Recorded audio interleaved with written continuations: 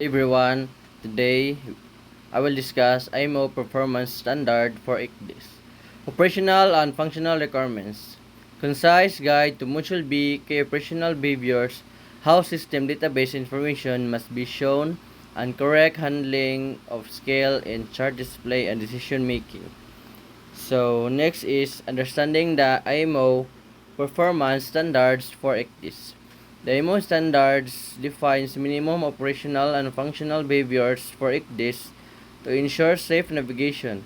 It focuses reliable data presentation, use, interaction, and consistent behavior across manufacturers so mariners can depend on the system in routine and contingency scenarios. Purpose is to ensure this supports safe route planning, monitoring, and watchkeeping. Scope, operational functions, display requirements, alarms, and database handling. Next is the outcome, so consistent mariner experience and improved situational awareness. Next is the Module B overview, operational and functional requirements. So the Module B specifies how this must behave in operation, what users see, how the system manage chart database interaction for route management alarms, and scale dependent symbology. Emphasis is on clarity, predictability, and documented behavior for developers and operators. The reliability is must handle database loading, updates, and fallback gracefully.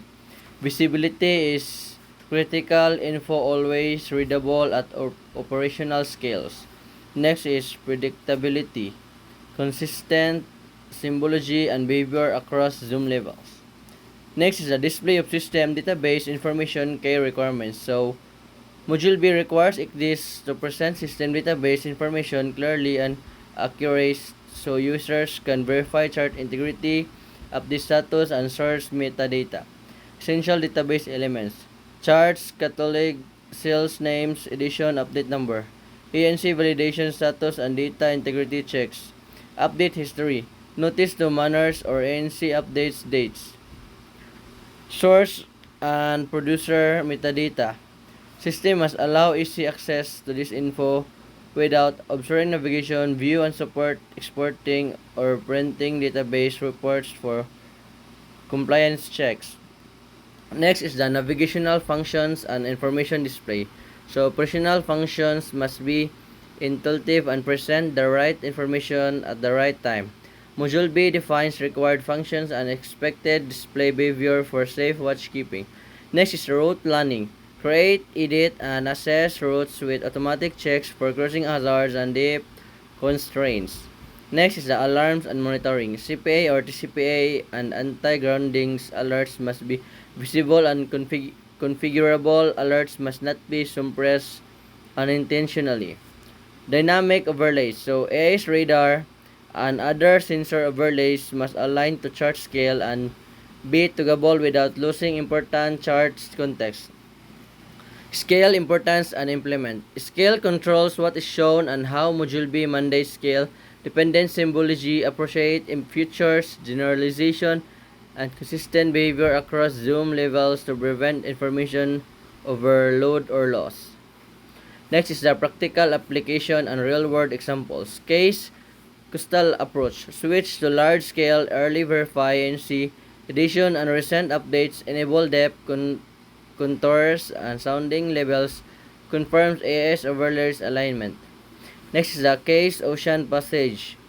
Use small to medium scales for route optimization, ensure chart database completeness for waypoints across multi-jurisdiction cells, rely on automatic route checks. Pre-departure checklist, database currency, charts coverage, printer export of plan, alarm settings verified. During transit, maintain appropriate skill, monitor alarms across checks sensors. Q&A and K takeaway. Module B demands clear database visibility, edition, update status, and provenance. Scale must be managed, symbology, and detailed change predictability with zoom. Operational functions, route checks, alarms overlays must be accessible and reliable. Follow practical checks, verify database concurrency, choose correct scale for tasks, cross-check sensors. For compliance, maintain printed or log evidence of charts, update and exist configuration checks per company procedure. That's all, guys.